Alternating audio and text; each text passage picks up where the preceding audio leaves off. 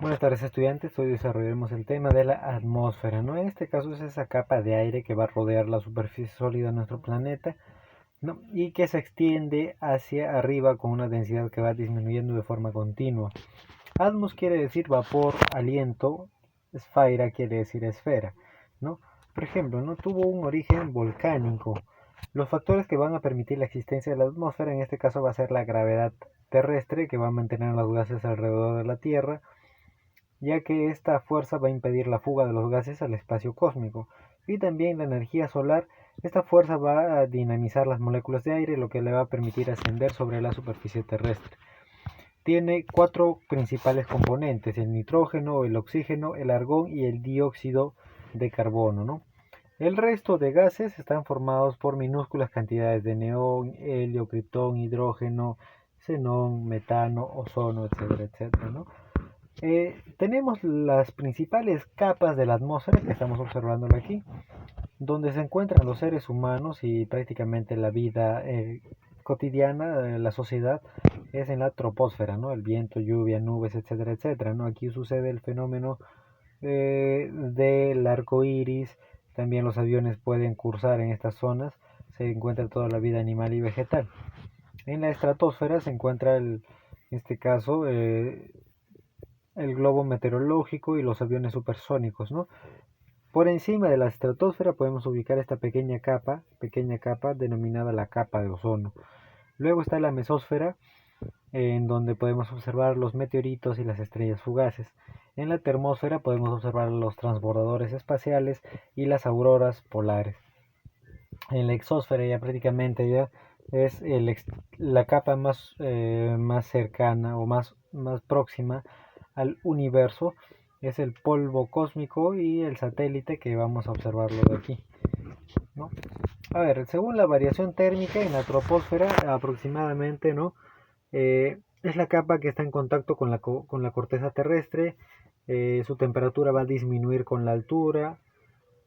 La altura en este caso de la troposfera inicia en el nivel del mar hasta los 18 kilómetros de altitud. Es una capa que va a almacenar calor solar y lo va a distribuir por todo el planeta. En ella se originan los fenómenos meteorológicos como los rayos, truenos, relámpagos, lluvias. Su principal función es el tiempo y el clima, ¿no? En la estratosfera no hay fenómenos meteorológicos como nubes o rayos. Aquí se encuentra la capa de ozono. Alrededor de unos 30 a 50 kilómetros de altitud se van a formar vientos y turbulencias muy fuertes. Los aviones supersónicos se desplazan en esta capa porque tienen muy buena visibilidad. Después está la mesósfera, ¿no? Que es la capa intermedia, es una zona fría con una temperatura muy estable. Se encuentra el vapor de sodio que al reaccionar con la radiación solar da origen al color azul. Después tenemos a la ionosfera o a la termósfera, ¿no? Que es una de las zonas más calientes.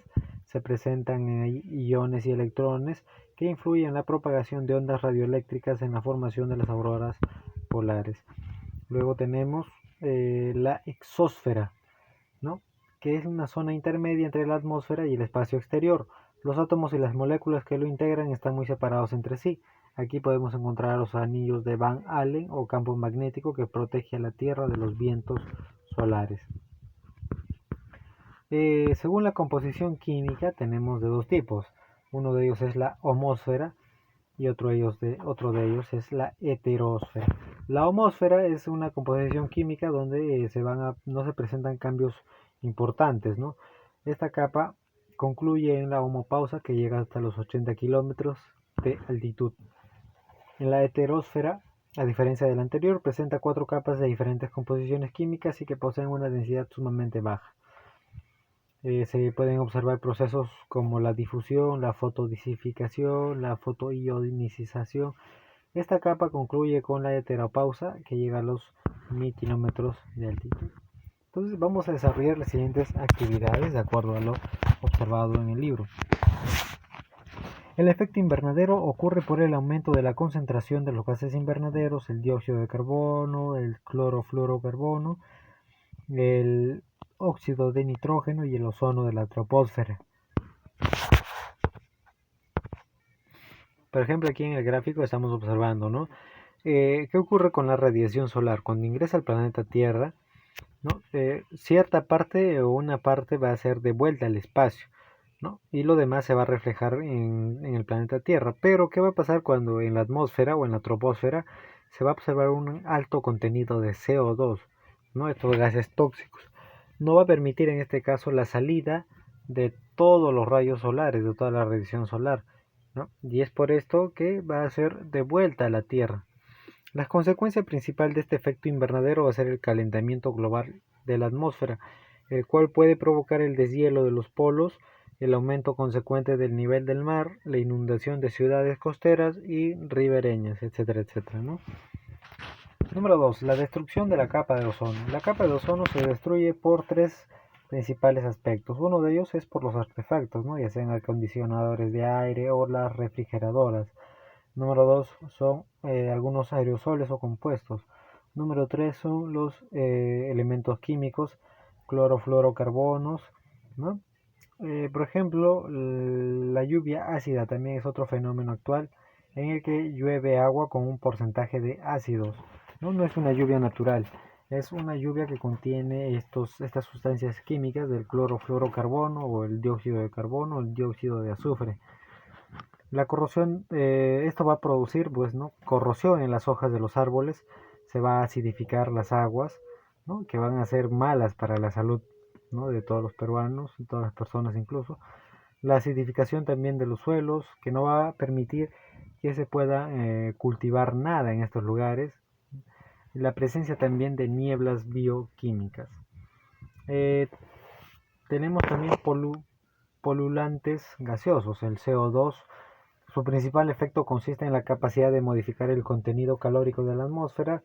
El CO reduce la capacidad que tiene la sangre de llevar oxígeno a las células. La población más sensible, en este caso los que pueden tener asma o alguna infección respiratoria, van a tener problemas respiratorios, ¿no? El dióxido de azufre, el CO2, son mucho más tóxicos por las lesiones irreversibles sobre los tejidos y también el dióxido de nitrógeno. Generalmente todos estos gases tóxicos son generados por las grandes industrias y por el parque automotor que está en constante crecimiento, ¿no? Bueno, entonces de esto vamos a responder las siguientes preguntas. Aquí los principales gases son el CO2, el clorofluorocarbono, el CFC, el metano, el óxido de nitrógeno también.